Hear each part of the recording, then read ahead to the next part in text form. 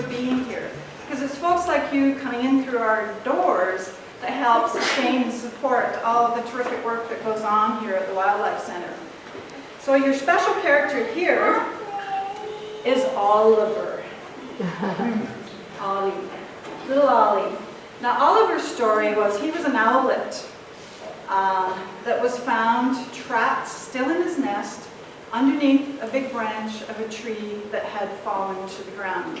Do here, and then we'll talk about eagles and raptors in general. So I'll introduce this guy first. This is Sandor.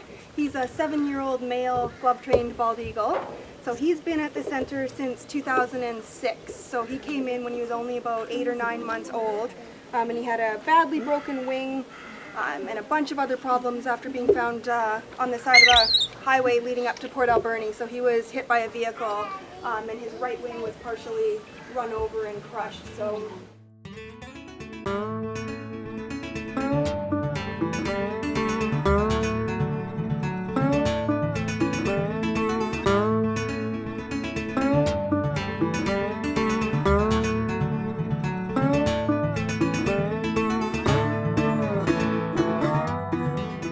Robin and Sylvia? Yeah, so they're the founding owners of this facility.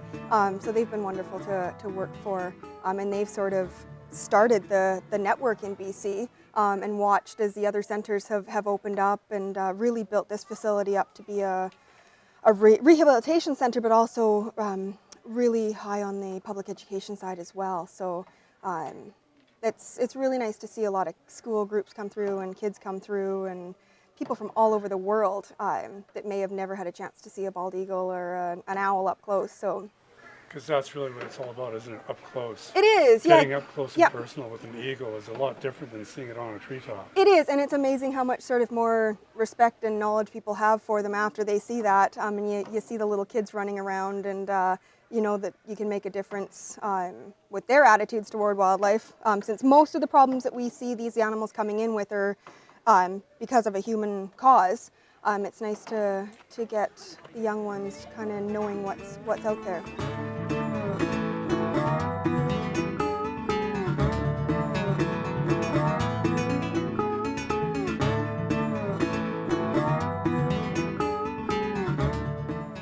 Well, my friend here is Bardo.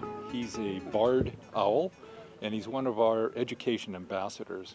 He came to us about 16 years ago, having been hit by a car, and unfortunately his wing injury is too severe for him to be released back into the wild, which of course is our preference.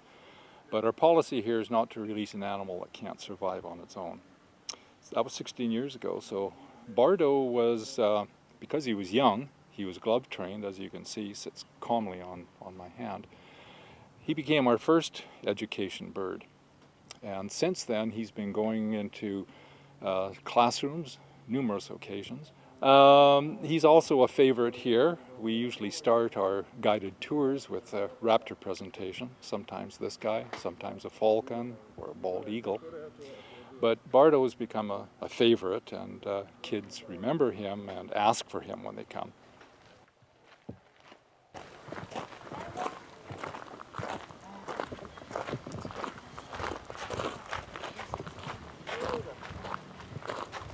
Hello. Oh my goodness, hello.